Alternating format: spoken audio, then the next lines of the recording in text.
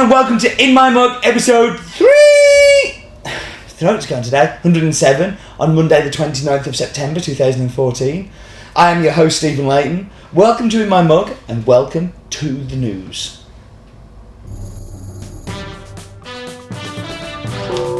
This week's coffee is fairly big news, but for more info keep listening. But we do have another coffee from the same mill called El Oasis, which I am not sure is going to be in My Mug.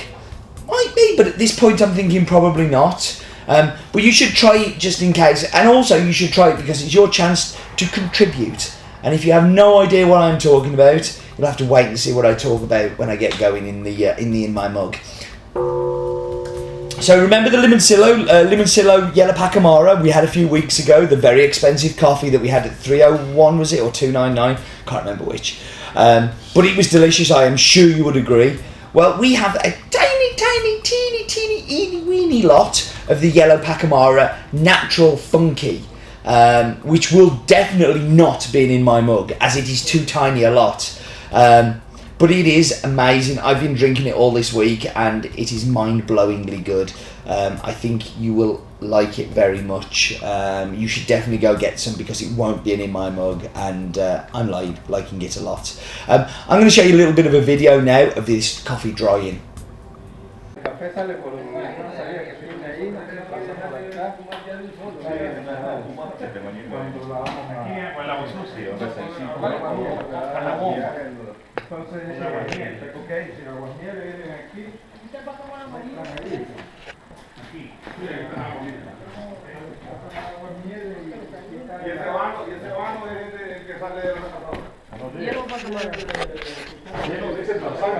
But since they left it in the bag, it's kind of, this is going to be a funky. Cortado de ayer. Yesterday. That's they going to be mine, yesterday. yeah? Yeah. But it doesn't smell. No. Oh, sorry. Is it? That smells kind of like grassy. Smell that.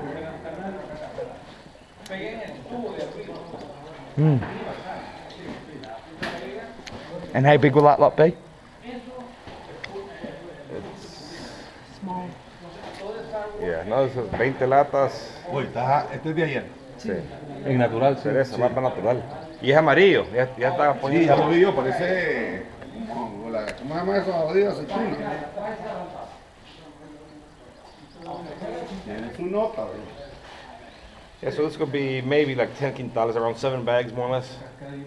And have you done a yellow natural before? No, this is the first one, yeah. Good video. I like that one. This week we have some very special Kenya lots going on the site. Like, you have to keep these peeled. Next week's going to be a lot of Africas coming through. I might even do an Africa on In My Mug.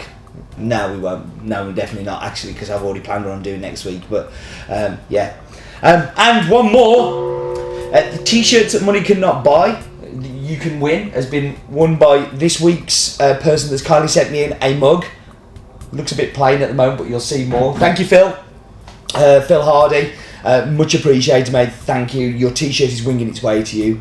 And that was the news. So we should get on to focus on. And this week I'm going to focus on the micro-meal revolution in Costa Rica. Now, I know I've done this in the past, but I really want to kind of revisit it and put a little bit more meat on the bones.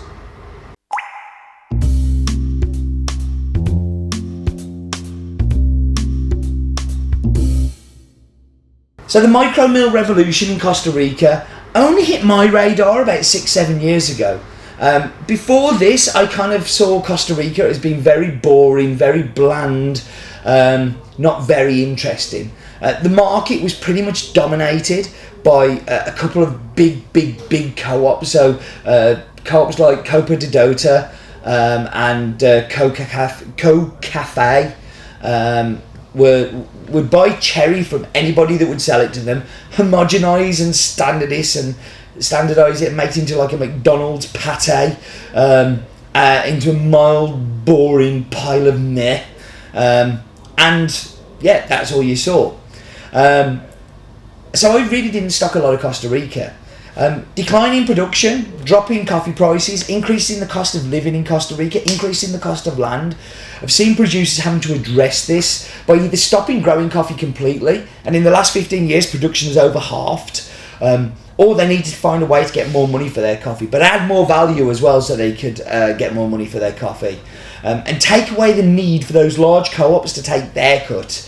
So what happened was there was this micro mill revolution began, where even the smallest of farms were buying depulpers and drying tables, and they were processing their own coffee, adding value by adding in the process and taking control of the process. Things like honey processing came about because these small scale producers wanted to try and experiment on different things and create different cups.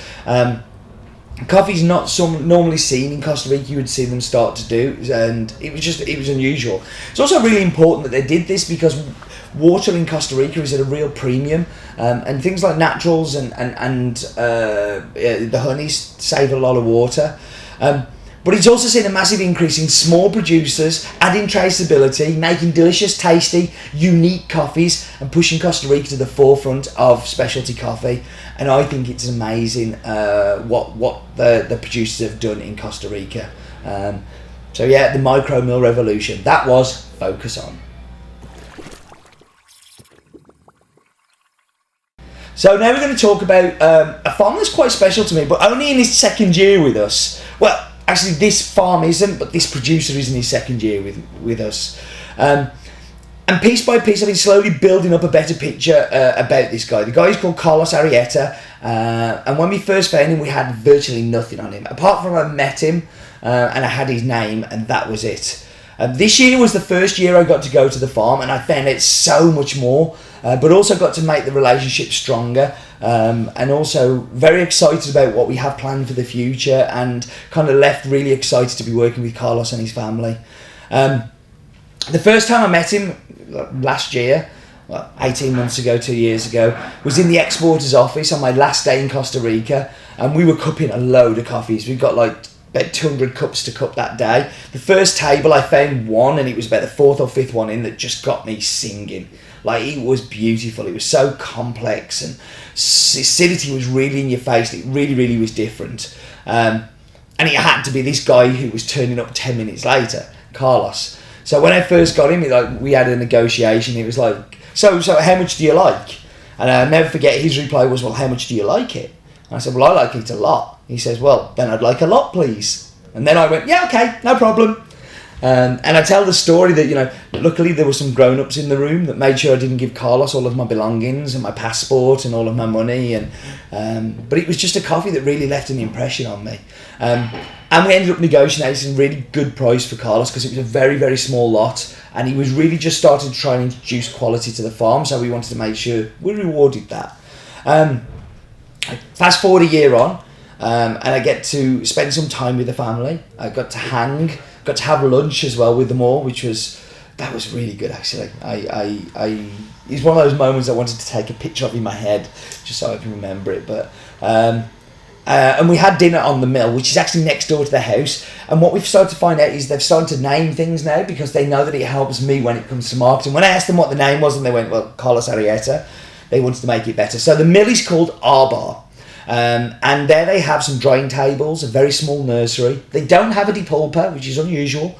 But what they've been doing is paying somebody to depulp it and then doing all of the processing from there. But what they'd done before the mill was they'd just give the cherry to the co-op, what I talked about in the micro mill revolution. And they are part of this new revolution. I also found out that they own 2 farms. This one being El Manatial, which means a water spring. And this is a new farm. Last year we had Oasis, not this one.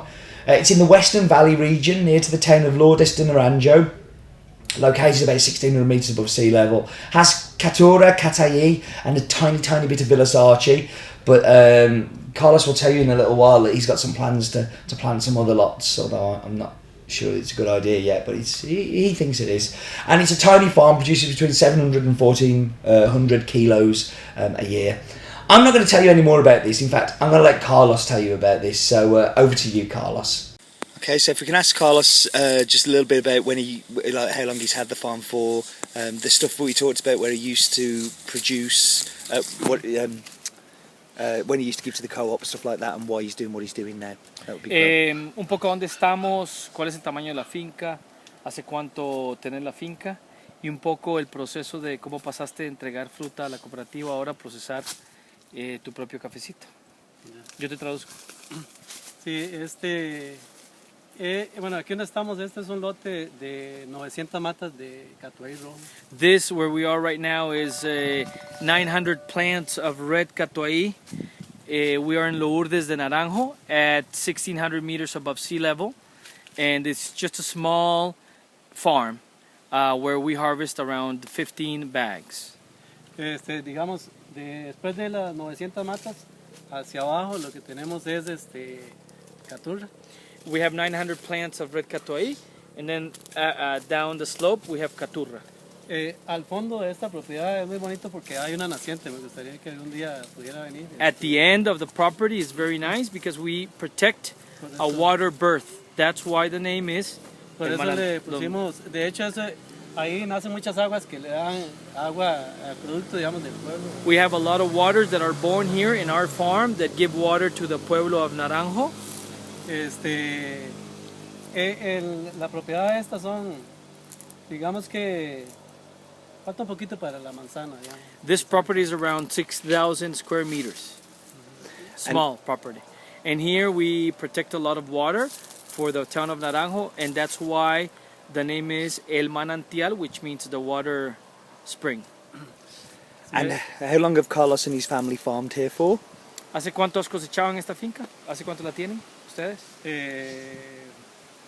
Estamos hablando de 15 años, ¿verdad? 15 years. And what does he see for the future? What things does he want to do to the farm? What things would he like to see progress? ¿Y usted qué ve para el futuro? ¿En qué le gustaría progresar? ¿Qué cosas ve para la finca? Bueno, es una pregunta que de repente a mí me gustaría devolverle a Steve. De repente uno está muy acostumbrado a las variedades de catuay rojo, de villarchí, de caturra. No sé hasta qué punto es en realidad viable meterse en el geisha, en el Kenia. This is a question that I have for you because normally we grow caturra, red catuay, villasarchi, but we would like to grow geisha, SL28, Kenya, Bourbon. So that's a question for you. What would you recommend? I will roast coffee and make it go brown if he grows it for me, and I won't interfere. Dice que siempre y cuando usted le mande cafecito delicioso, usted es el que escoge la variedad, él no quiere interferir en eso. Sí, pero a él le toca tostarlo, como él dice. Sí, pero de repente a uno le da miedo a la hora de cambiar variedad que vaya a perder el sabor que nos ha acercado. No, el geisha es excelente, el Kenya también. Las dos se las recomienda. Bueno, geisha is great and Kenya as well, so they're both. La idea es nosotros ir renovando poquito a poco. We would like to renovate little by little. Igual sembrar allá en la casa. And in la casa, up the hill. Igual no queremos como decir arrancar todo el café we don't want to cut all the plantation. Queremos ir poquito a poco. We want to go little by little. And how much does Carlos's family help with running the farm? We're surrounded by his family here. I'm just going to go. Aquí estamos con toda la familia de Carlos, con la esposa, la hija, todos los hijos. And él quisiera saber cómo contribuye su familia al cultivo y digamos al proyecto. Es prácticamente un cultivo familiar como lo expresamos antes. It's a family grown farm. Lo que hablamos, hasta mi señora se viene muchas veces a deshijar. Sometimes even my wife comes to prune and to take out the shoots. Y tratamos en el momento que estemos todos, la familia libre, digamos que no estemos trabajando, nos venimos todos para el café. And in a moment where the family has some spare time, we come and all work at the cafetal. A regar abono. Váyanse acercando cada uno poquito a poco con él. Little by little, one by one, go and stand beside him. Venga, so we can have a family photo at the end. Like the ending of the podcast. Yeah.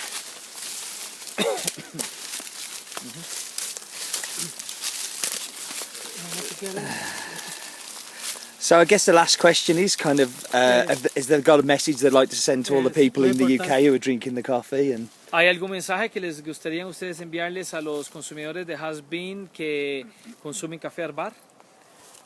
Bueno, sí, claro que sí. Yes. Muy importante aclarar que aquí nos falta una muchacha Very important here that we're missing one of the daughters. que ella trabaja mucho también, se esfuerza. De hecho, nos ayuda mucho con los rotulitos esos That she works very hard, and in fact she was the one who painted all the signs. Oh wow. Ella, decirle a la gente de Has Been I want to tell the people of Has Been que nosotros, todo lo que han visto, trabajamos todo el año, mi familia, trabajamos todo el año para darle un buen sabor al café y que a ellos les guste al final. everything you have seen has been hard work of all the family, and we expect you to enjoy this cup of coffee. Esperamos que este año lo disfruten y que podamos hacer una relación de muchos años. And we expect that you enjoy our coffee, and we can establish a long-term relationship. Fantastic. Fantastic. Gracias. Gracias. Carlos is as cool as he looks on screen as well. One thing you only notice, if you go and look at this coffee on the site, it's priced slightly differently to how we normally price. We normally kind of like to have fairly even prices, so $7 or $7.50 or $7.20. We wouldn't really have like a weird one, and this one is $7.82, I think it is. Now bear in mind, last year this was £10, so a bag of this was £10. We've negotiated it down a little bit because we're buying much more from it. Carlos he gets some economies by doing that and selling everything to one person, and he also wants to open this up so more people can try it. But we've priced it $7.88. It is $7.88, and this is so we, and by we I mean you, can buy Carlos and his family a depulper for next year's harvest. So he doesn't have to pay somebody else to pulp it. He can have more control over his amazing coffee, and he will do a better job. Now I've worked out that it's going to cost 28 pence a bag for the 2 lots to sell to get you to buy the pulper. So your generosity is going to make his life better. Go look at the blog post. There's a link on the screen now, which is go.hasbeen.co.uk/Arbar, and that will take to the blog post that I've written all about it, and you'll be able to get a better understanding. But you can contribute by buying the Oasis. So I've paid it for in my muggers. So details. Farm is called El Manatial. The mill is called Arbar. It's by Carlos Arrieta from Lourdes de Naranjo in the Western Valley. Has an altitude of 1,600 metres above sea level. Varietals of Cataí, Catura, and a little bit of Villasachi, and it's a yellow honey process. So it's kind of nice that we're helping Carlos out by getting him his pulper. I'll show the pictures on the screen now, actually, of him having his pulper, because we've bought it. You owe me. I hope you're good for the debt. But let's go and see this week's map bit.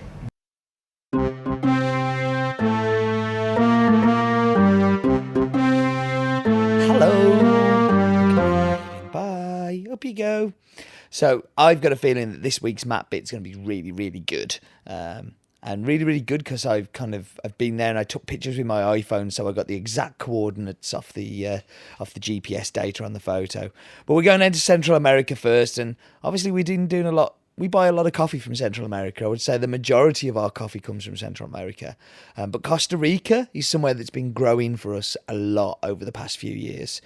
So let's zoom down into Costa Rica. And we buy from 2 distinct regions. We've got Tarrazú to the south and Central Western Valley to the north. But Costa Rica is located so close to the equator, the sun rises and sets roughly at the same time throughout the year. Interesting and dull at the same time. I don't know how I managed to do it. But yeah, so we're going to go down to the Central Stroke Western Valley here. And we're going to go down, and you can see Arbar Mill there, and it's actually right down the road from Vista El Val that we've had on In My Mug in the past. Let's make some funky camera angles happen. Look at that. So you can see in the distance there, you've got San Jose. And really you can see there how close Vista El Val is to Finca Manatial and also Cafe Arbar, which is the mill name. Let's zoom around in a crazy kind of way. Look at this.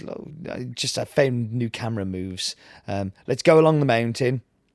And let's look at the topography that we can see kind of from the farm here. So you can see it's on the brow of a hill. It's in a great location. You're going to get all of the benefits of altitude, but you're going to get protection from the hills. And while we're talking of topography, the highest point is 3,020 metres of Costa Rica, and the lowest point, of course, is the ocean. You don't get much lower than the sea level. And there's the topography chart for Costa Rica, so all of that detail within. And let's just have a little whiz round, and there we go. That was the funky map bit. I like good map bits like that. Now let's go and do Roland's daft fact of the week.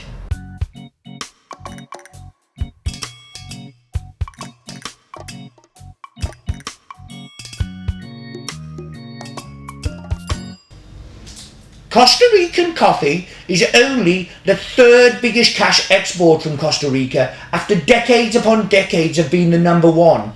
Things have moved on in Costa Rica and coffee production is getting so much smaller that the quality is getting so much better.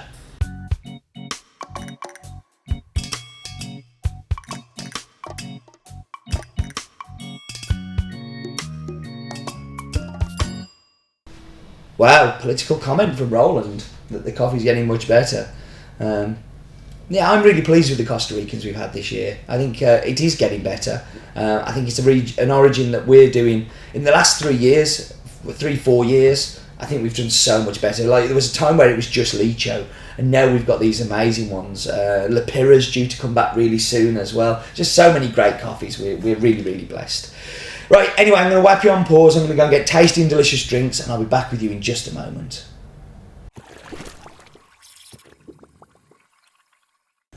Okay, so I'm back. I'm going to go straight into the espresso. So what the espresso is for me, it's probably a bit too bright for my taste. You may like this. It's kind of an in-between a Kenyan and what I would call a great espresso. But that's because I'm biased. But you get lots of the pineapple. There is a big hit of pineapple in there. Unfortunately, a lot of the sweetness gets lost in the espresso for me. And it's not necessarily my bag. So into the milk.